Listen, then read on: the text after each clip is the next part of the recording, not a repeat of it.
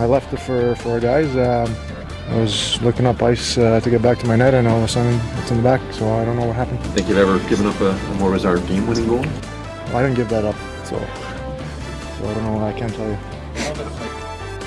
Those were Roberto Luongo's words from Saturday night in that 4-1 loss to the Montreal Canadiens. It was kind of a fluky goal. It was kind of a weird goal. It was something you don't see on a regular basis in the NHL, but it happened to the Vancouver Canucks, and it involved 3 victims: Roberto Luongo, Dan Hamhuis, and Jason Garrison. Good evening. My name is Tyson Fodor alongside Emad Agahi. And Emad, we got to see part of that game, and we saw that goal. What did you think of it? Did you believe it was maybe partly Roberto Luongo's fault, or not at all? No, absolutely not. And it couldn't have happened to a worse guy, Dan Hamhuis. Boy, is he struggling this season. And there's another reason for John Tortorella to minimize his playing time. But, I mean, Jason Garrison got an assist in that game, and he's really the lone highlight for the Canucks. 10 shots on net. But the goal, I don't even want to talk about the goal because... really, it was. It was exactly that. You have to laugh about it because it is so funny. It was just like, of course this is gonna happen, especially in a game where Roberto Luongo is going against maybe his top counterpart for the Canada job in Carey Price. And again, you feel bad for Hamhuis and you feel bad for Luongo. That goal, I mean, it's all he was asked about after the game, where he really didn't play overly too bad. I mean, he did make 34 saves, and the goals that the Canucks did give up, he didn't really have a chance on. Maybe the fourth goal, but he was screened. And another game where the Canucks can only muster up 1 goal, and another game in which they lose. And going into Philadelphia, they'll need to score, and that's why they've asserted a new player into the lineup coming off the injury. And Jordan Schrader. You mentioned Jordan Schrader finally back after that foot injury, of course, which has kept him out. It was all a part of John Tortorella's ways in the preseason. He wanted to get it clear and straight. My team's going to block shots, and they're going to block shots profusively, and that's what Jordan Schrader did to try and earn a roster spot on this hockey club. And Jordan Schrader, happy guy, finally getting back into the lineup. This is going to be a test for him for sure. And Jordan Schrader actually spoke to the Vancouver media today, so here's what he had to say.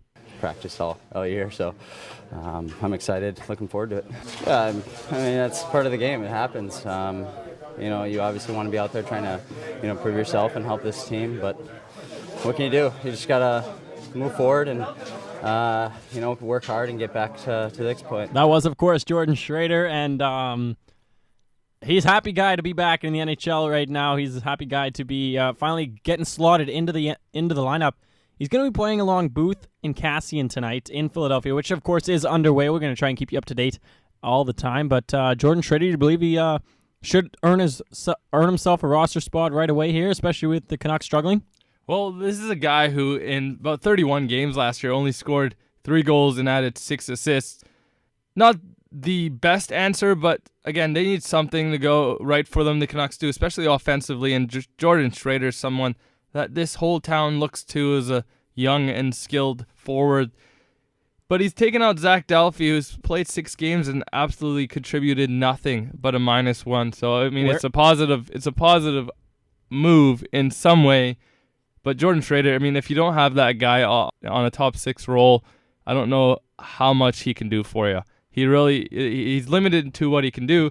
I mean, if you play him with a guy like Kessler and Higgins or something like that, maybe he'll be a little bit more successful. Well, I do agree with you. Like, what has Zach Dalby done since he came over in that trade from Carolina? He really has done nothing. Jeremy Welsh is up in the rafters. He's sitting up in the press box. He's not really going to see too much ice time either. So that trade still lingers in my mind. Why did Mike Gillis make that trade? I really don't know why he made that trade. If it was on instinct, he thought these 2 players could bring something to his lineup. Really, the only thing that has worked out in somewhat of a positive sense is the pickup of Ryan Stanton. We've talked about him a lot on the back end. John Tortorella loves this kid. He really loves playing him. Any situation, he's going to throw Ryan Stanton out there. And you mentioned Dan Hamhuis in the opening part there, Emad, losing minutes. He's in the doghouse of John Tortorella, but John Tortorella backed him up. He did say that Dan Hamhuis is one hell of a player, and he's going to get his chance. It's just right now it's not working for him, and the new systems, all that crap can be thrown out the window because it's got to start clicking in these players' minds that systems, new systems, old systems, whatever, you're doing one thing out there. You're playing the game. That has not changed. And systems, they're in a capability for people to learn, players to learn. But if players are taking time and time again and weeks to try and learn this thing, it's finally going to get to a point where someone's going to snap, and it just might be John Tortorella. So you never know. That's where the Vancouver Canucks need to wake up here. 7 games in 11 days. I really think it's a positive sign for the Canucks. Get out of this city just with everything that's gone on in the last 6 months or so. Just get out of here, get on the road, just be a team, get those team dinners in. And I believe 7 games in 11 days is going to be very positive for the Canucks, Emad. And of course, Zach Kassian drew back into the lineup against Montreal. Didn't do a whole lot. 1 shot, 1 hit. A blocked shot. 12 minutes and 53 seconds of ice time. He did have a nice setup on a Santorelli shot on net, but really nothing much that he brought to the table in that game against Montreal. He's a guy that will really have to prove himself on this road trip, especially going into gritty games against teams like Philadelphia, Buffalo. All that Eastern road trip. He's got to be at least getting on the scoreboard with more than just a shot and a hit in each game. You have to think that. This is a guy that was supposed to be playing on the top line to begin the season. Now he's suffered a setback and is playing on the third line. You'd like to see him eventually move up to the first line. That's where I think he can do the most damage on this team, playing with the Sedins. But who knows how long it'll take for him to get back up there. I like Mike Santorelli with the Twins right now. I also like when John Tortorella splits the Twins up when things aren't going his way and things aren't going the Canucks' way. So I don't think you should tinker with it. I believe Zach Kassian needs to earn a spot back on this team. He shouldn't just be handed that top spot at least. I personally think the Vancouver Canucks and GM Mike Gillis, I'm going to say this continuously, they screwed up on that trade with Cody Hodgson. Everyone can say how much of a cancer Cody Hodgson was here. He can say as much of you want about the kid, but the kid's got raw skill, raw talent, and he's deserving of that new contract he did sign in Buffalo, and the Vancouver Canucks are going to see him very soon here. And speaking of which, it's going to be tomorrow. So, yeah, but if you're a Canucks fan and you talk about Zach Kassian, what do you want out of him? Goals? You want goal scoring? You want a power forward? That the only way he's going to get that is if he plays with the Sedins. Cody Hodgson wasn't playing with the Sedins. He was on that third line center. He was popping goals in before he got traded, and that's on a third line job. Yes, he's a centerman. He's going to have to center. He's not much of a winger. But Zach Kassian, since day one he's gotten here, has done absolutely zilch. He's done nothing for the Vancouver Canucks, and he really hasn't shown that Milan Lucic type potential that everyone sees in him from when he was a kid at maybe the World Juniors. But if you're Zach Kassian, he's got to cut the crap, get to the professional stuff, and start being an NHL player because honestly, I haven't seen anything from him. He was invisible in that game on Saturday night. The entire team was pretty much invisible on Saturday night. But if first game back, Zach Kassian, he's fresh, he's ready to go, show up. Why don't you just be one of the guys to maybe show up and have the team go on your shoulders? The thing is, he's 22 years old, and I think he needs a little bit more time in an offensive role before we can give up on him and throw him on a fourth line and tell him to go fight and hit guys. So I think, again, he should get a little bit more time with the Sedins. I know Santorelli's playing well up there, but I'm not ready to give up on Zach Kassian until I see about a 50 game up with the Sedins. Something to have a basis of criticism on, and he hasn't got that chance to me yet. But again, who knows? We are not the ones making the calls on this road trip and and any other games this season. So we'll see what happens there. Canucks playing in Philadelphia today. Of course, we'll have a scoring update on that game right now as it's in the first intermission at 1-1. Yeah, it's 1-1. Sorry, I don't know why I said 2-1. But no, yeah, it's 1-1. And Ryan Kessler finally showing up early on here in the road trip, getting his, that's his second of the year. So beast mode, Ryan Kessler. Might haven't be seen back. so much of him this year, though. Might be back. We never know. One goal isn't enough to pull him out of the doghouse. But a positive sign on the road in Philadelphia, as to our understanding, that goal wasn't really something the Canucks had to work too hard for. Apparently, it was gift-wrapped turnover in the defensive zone for Philadelphia, but all of the goals count, and it's 1-1 here in the first intermission. This is a big game for the Canucks. Get back on the winning ways and start off this road trip on the right foot. Well, of course, the Philadelphia Flyers, none too pleased with their regular season so far in the 6 games. Haven't even done too much. You look at guys like Claude Giroux, a guy you rely on, your captain. He's got 1 point. Looking at a tweet today, Paul Bissonnette, 2 points, 5 penalty minutes for him. You look at Claude Giroux, 1 assist, 2 penalty minutes. So Biz Nasty's got you beat there, Giroux, right now. But this is a team that needs to pretty much step up to the plate, get something going here, because your goal scorer so far in this hockey game, time again, played 1 game so far this year. Oh, his shooting percentage is pretty good at 33%, but like honestly, time again is one of your he's tied for second right now in goals for. So I don't know if you look to him and maybe he's the new part of this Philadelphia Flyers franchise. No, he's not, but guy's got to step up. Braden Shen, Vinny Lecavalier, who came in over from Tampa Bay in the offseason, Mark Streit on the back end, Jakub Voracek, who came in that deal with Columbus a couple years back. Sean Couturier, this kid is still young. He's still got things to prove in the NHL, but he can be a top-notch player for any hockey club. And I like Sean Couturier. Every time he plays the Vancouver Canucks in the 3 games he has, he's looked stellar out there, and I don't expect anything less from him tonight. But the Vancouver Canucks got a very tough schedule, 7 games in 11 days, as we mentioned. They got the Buffalo Sabres on Thursday night, and then they got the Pittsburgh Penguins on Saturday. So, Emad, if the Buffalo Sabres keep up this torrid pace of loss after loss, they're going to be due for an eventual breakout. And if you're a Canucks fan, you're just hoping it's not Thursday night.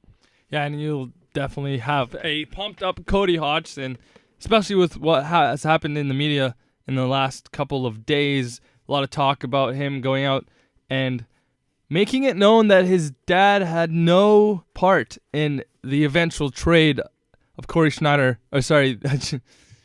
Hodgson out of Vancouver.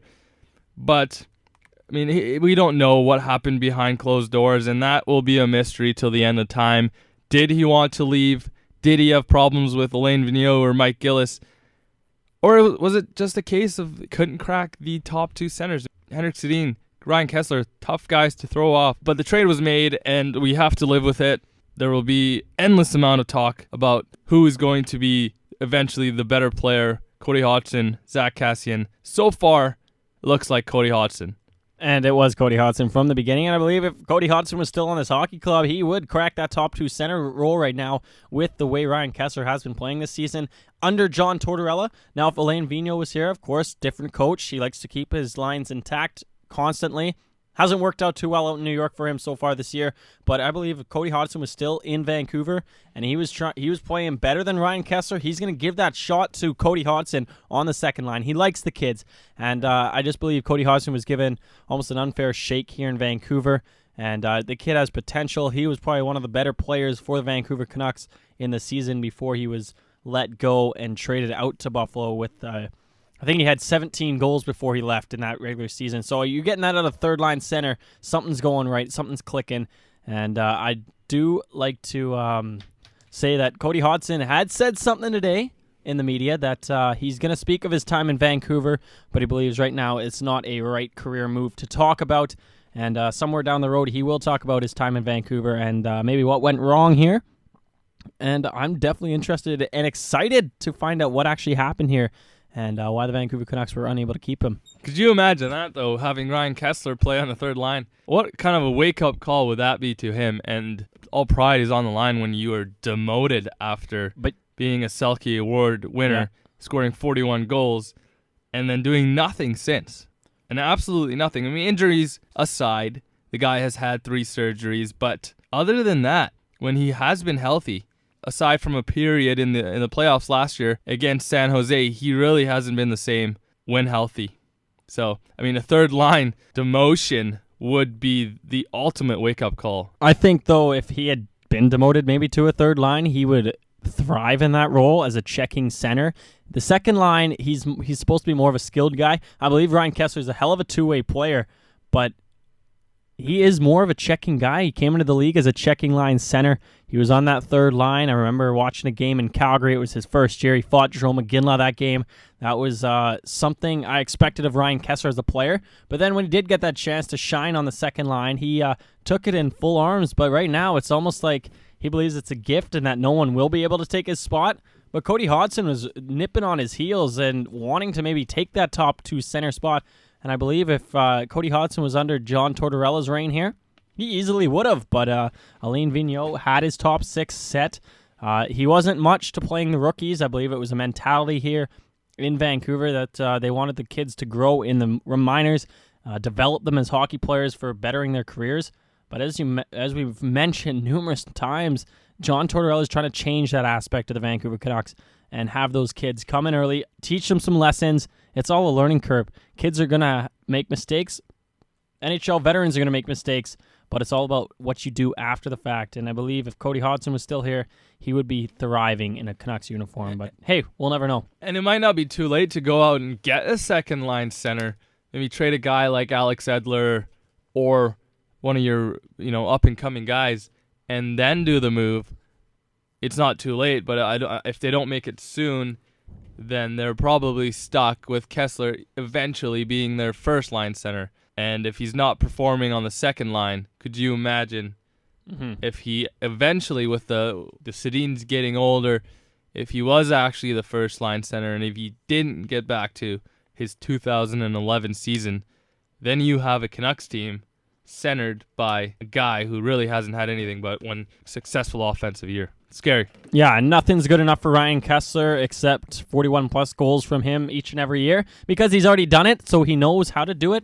So Canucks fans expect that every single year of him, and if he's not doing it, he's not producing, it's basically a write-off season for Ryan Kesler, and I agree with them. If he's going to do it once, do it again. He can definitely be the guy too, but the Vancouver Canucks, everyone can say it time and time again, they're missing that prolific goal scorer on this hockey club. You do have the Sedins who always getting on each other's goals, but they're getting older now. They're not going to be putting up 90, 95 points every single year. That you're expecting one guy and a prolific goal scorer can go through each and every team. You got the Getzlaffs, the Perrys, you got the Datsyuks, Zetterbergs. All these guys are doing it time after time, and they're those key guys on each and every team. The Sidney Crosbys, Malkins, Ovechkins, go down the list. And the Vancouver Canucks do not have one of those prolific goal scorers. And they've been saying they've wanted one for the last 3-4 years now, but Mike Gillis hasn't done anything to show for it. And since the Luongo acquisition, what big name have they really brought into this in this team?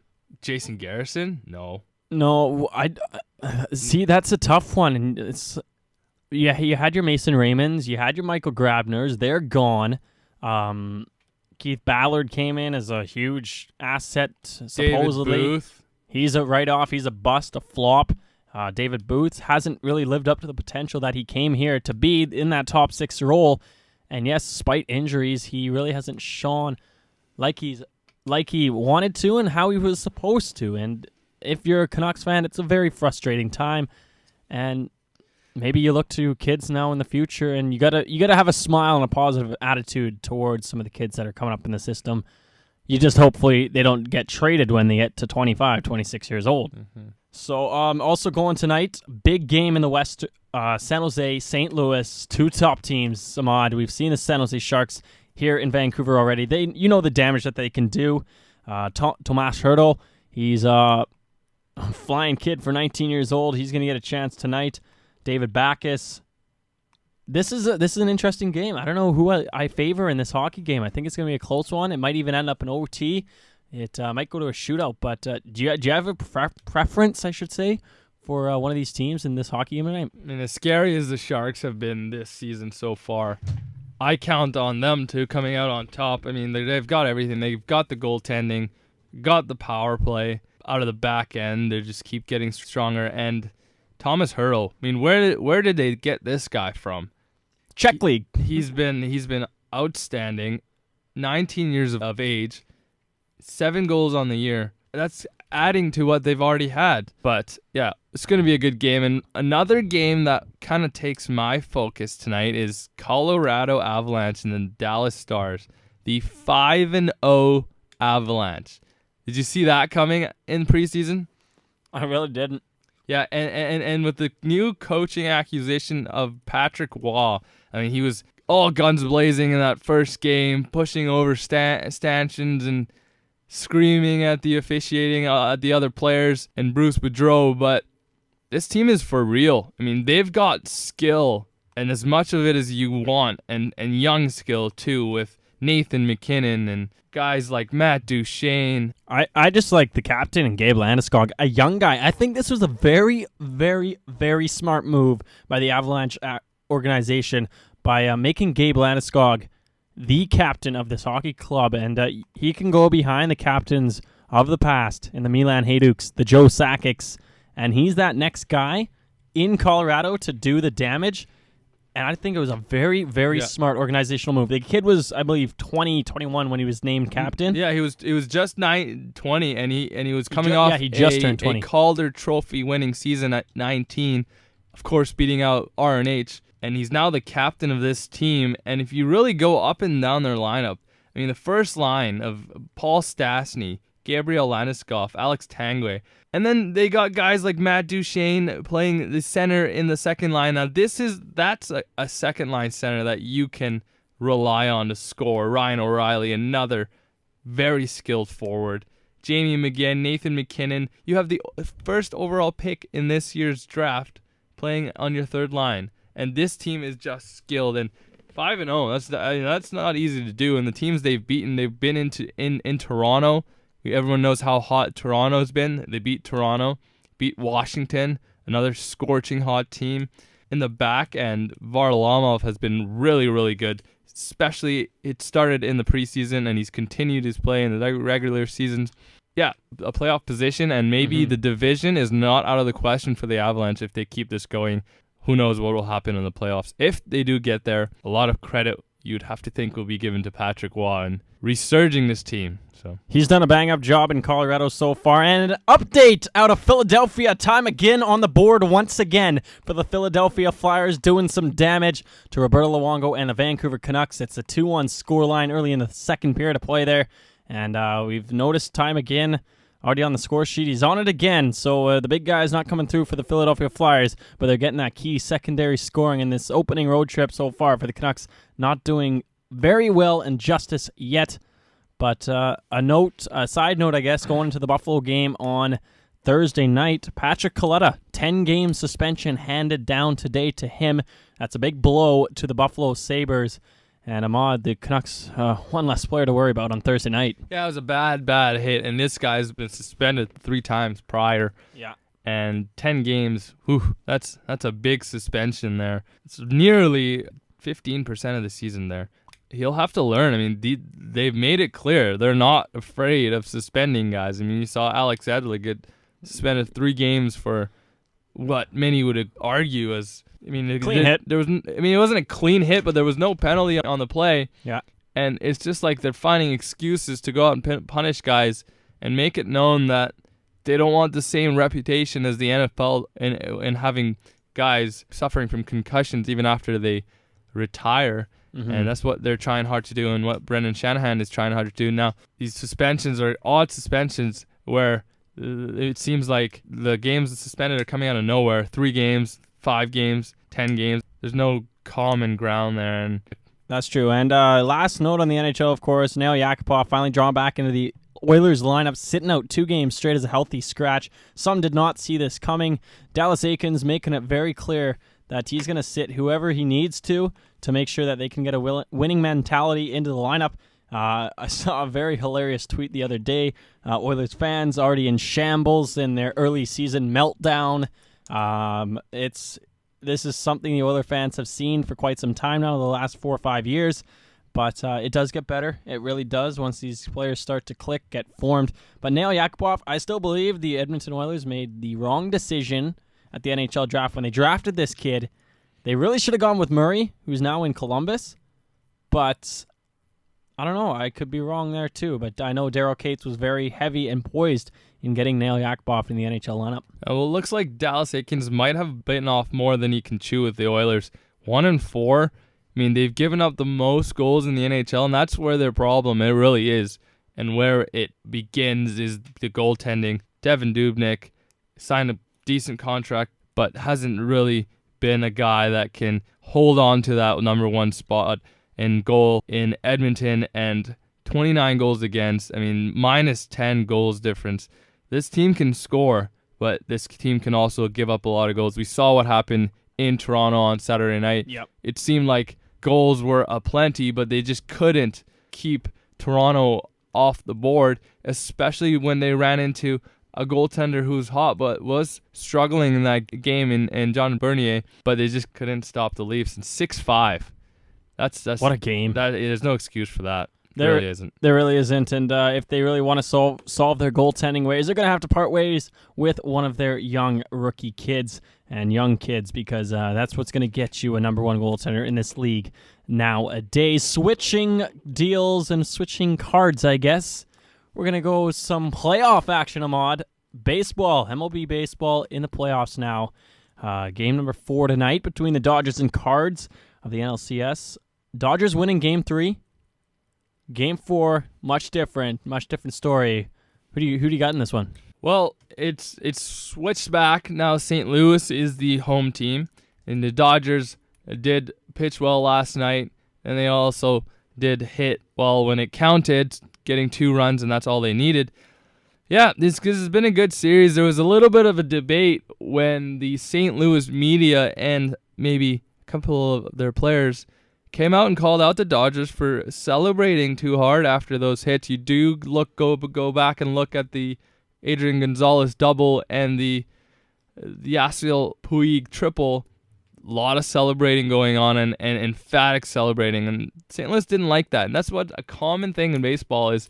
Players, they hold a high amount of pride, and if someone stares off or celebrates too much, they don't like it, and they're not afraid to make it known. So it should be interesting to see if any more results of that story. But going back into the game itself, these are 2 big-time NL heavyweights, and they're slugging it out here in the playoffs.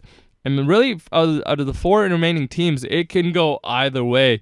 We saw Boston make a dramatic comeback on the weekend, highlighted by Ortiz grand slam. Those teams are now tied at 1 as well. So I'm really thinking both these series will go at least 6 games, and we'll have a hell of a World Series when we come down to it. Well, it's positive news also for these Cards as well. David Freese coming back in the lineup tonight as well. Of course, tweaking his calf on a swing last night. He's gonna be back in, so that's a huge boost for the Cards tonight as well. Of course. He was the MVP of the 2011 NLCS and the World Series. So David Freese, a big guy, key ingredient for the St. Louis Cards' success, and he will be back in tonight. But, of course, you mentioned the Red Sox-Detroit. Big game yesterday. Or was it Sunday? There was this one this morning, but Game 3. That was on Sunday. That was Sunday night, yeah, sorry. And you saw Detroit come out, hitting, and they got up to a 4-0 lead. But with one swing, David Ortiz tied it up, and the Red Sox did eventually win it in walk-off style. Now, this morning, the teams did play again, and the Sox, despite going against Justin Verlander, were able to squeak away with a 1-0 win. I mean, we've seen a lot of this in this playoffs, just these 1-0 pitchers duels. John Lackey able to keep Detroit off the scoreboard.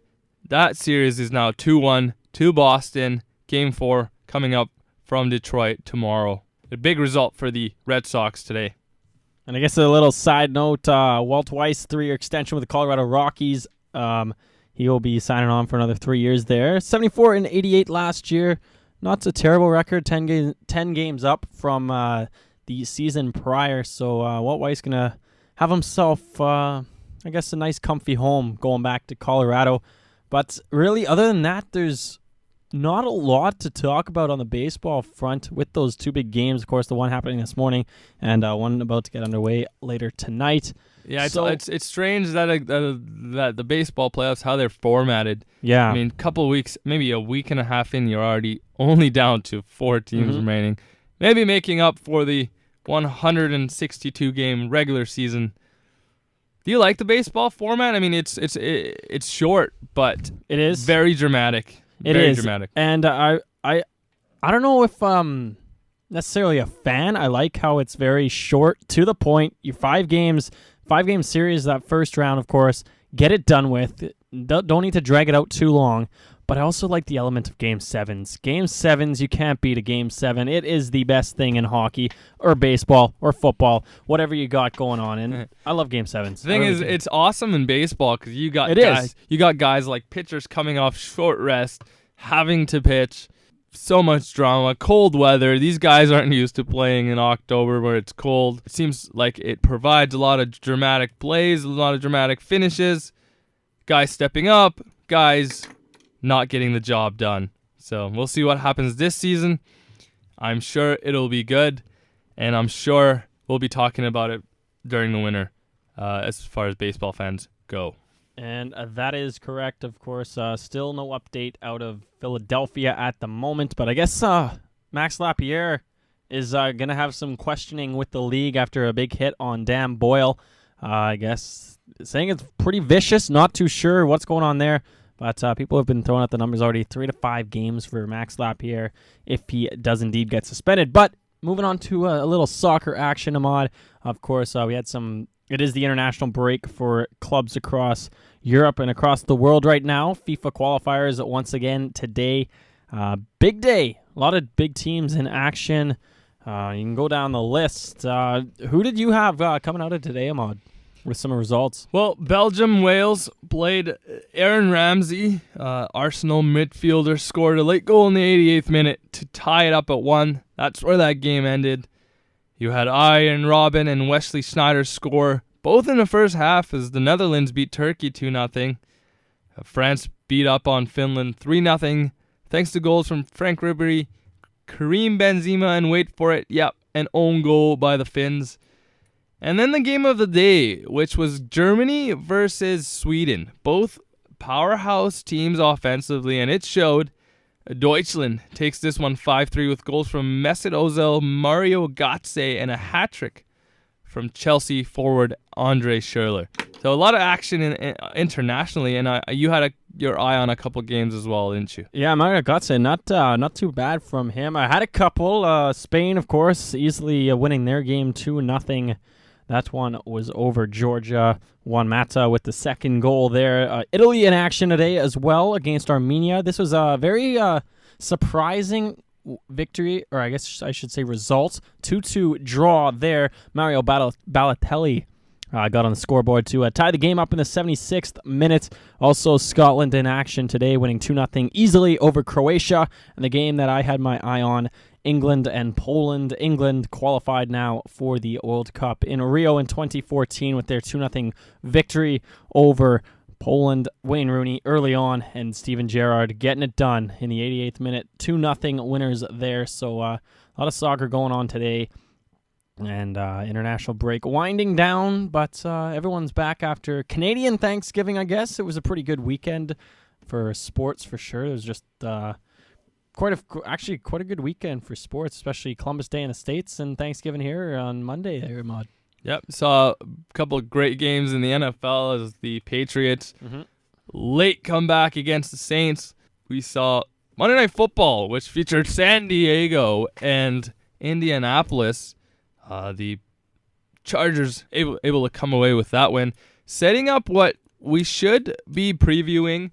We'll spend a little time on, I guess, the return of Peyton Manning to Indianapolis playing the Colts.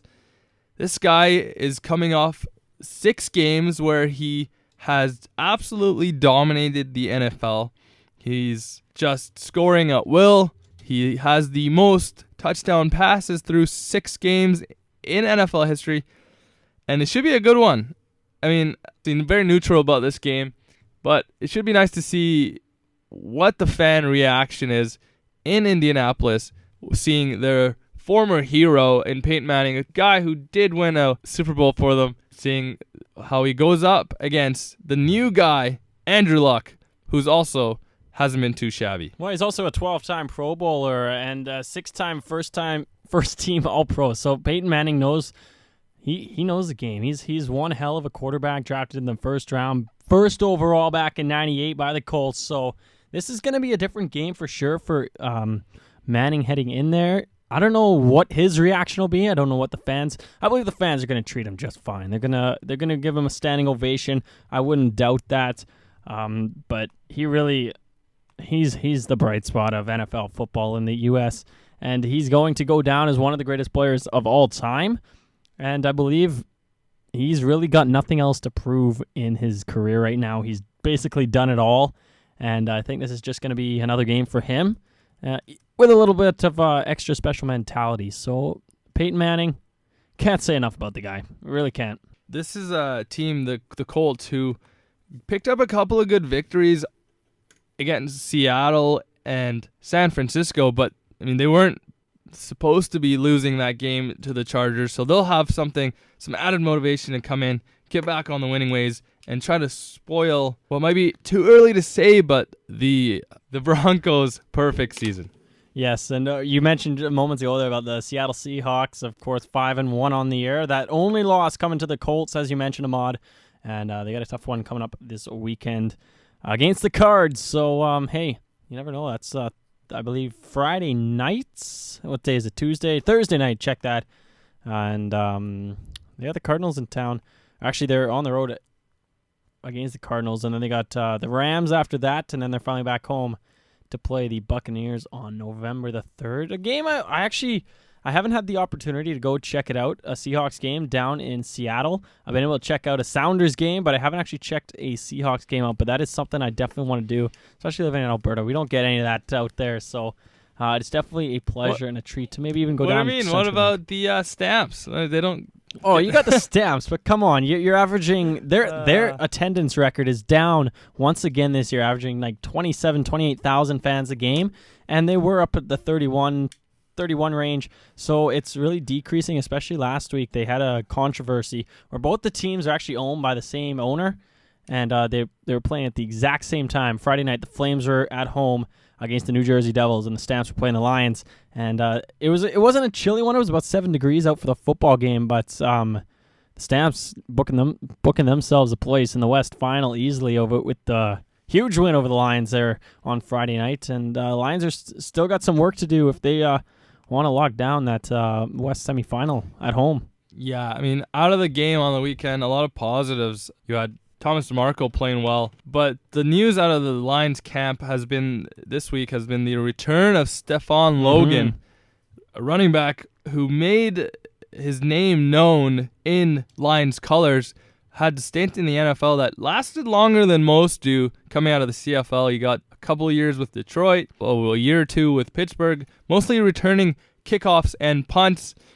Only 1 touchdown, though, and that's probably why teams did give up on him. Back in the CFL, he's about 5 years older than he was when he was with the Lions. We'll see what kind of impact he can make in boosting this Lions running game.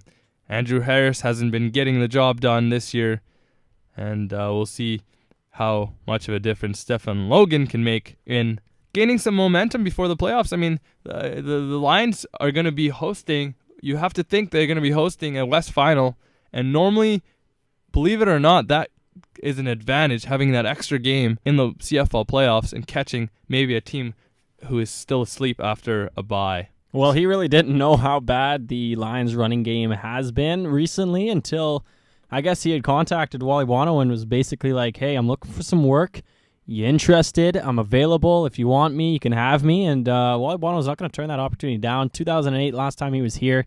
And he's definitely got a chance to shine, as you mentioned, going into the playoffs here. So it's going to be a good one for Stephon Logan coming back to the BC Lions after 4 seasons down in the NFL. So he's going to bring that experience, that veteran leadership to this Lions football club. And I believe it's just all positive now for the Lions going into the last week of going in the playoffs, of course, as well. So you never know there. But other than that, I guess the MLS. Vancouver Whitecaps, 2 games. We're just going to touch on this quickly. Both against the Colorado Rapids. 2 huge games for the Vancouver Whitecaps. They were able to do the dirty work last week, in Seattle, the 4-1 win. Sensational game. I watched that one. Can't say enough about Kakuta Mane. He got his first MLS hat-trick at the age of 18. It's the very first hat-trick the Vancouver Whitecaps have ever had in the MLS. And this kid is, sometimes you watch him and you're like, what is he doing out there? But other times it's just magic. And they finally got to see what Diego Kobayashi was all about with what type of game he had played on Wednesday night there, Emad. Yeah, you have to think, wow, where did that come from? 3 goals from Mane, 4 from the team, and they got helped out by poor play by the Seattle goalkeeper on 1 goal. But, I mean, they've kept themselves in this playoff race.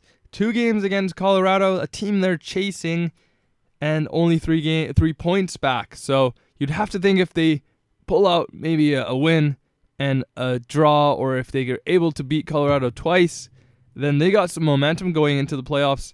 Because, let's face it, a couple of weeks ago, people were counting this team out and were asking for head coach Rene's head. That they were. So I think, Emad, other than with the 2 MLS games left for the Whitecaps, we can't really get into too much on that. Martin Rennie is one of the is the coach of the Whitecaps, who you mentioned has had his head called for in the past couple of weeks.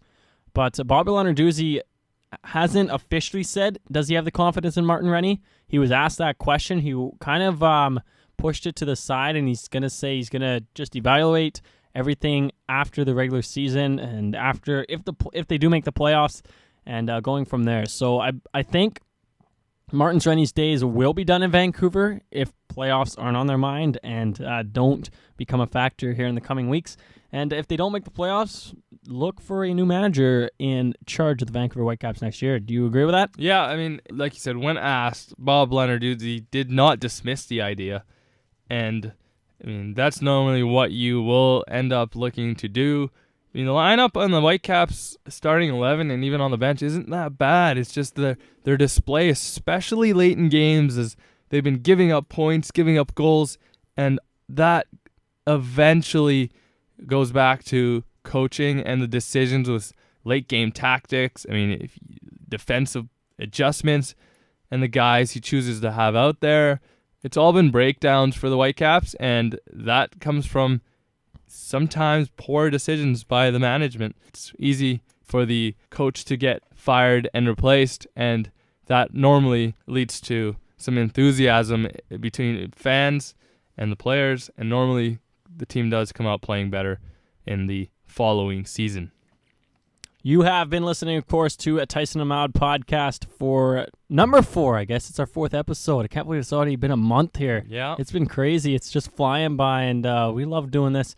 We're going to continually do this every week. It was kind of weird this week, having the Monday off, coming straight to school, and having to talk sports with you, because it was, hey, I love doing it. Emad loves doing it, right? It's we had a little hangover time from the turkey this weekend, and hopefully we did an adequate job for you.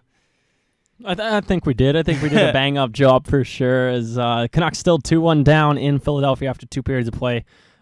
Just stay tuned there. Of course, you can subscribe to us on YouTube. Tyson Emad is our username. You can listen to all our podcasts there, and you can keep up to date with what's going on in the Twitter sphere.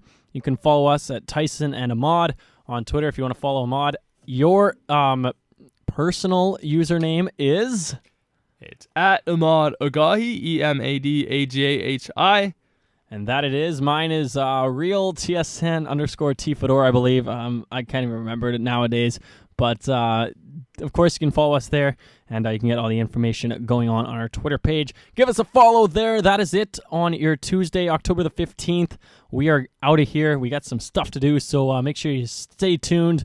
And make sure you keep up to date with all the baseball going on, because playoffs are well underway, and we'll get things going there.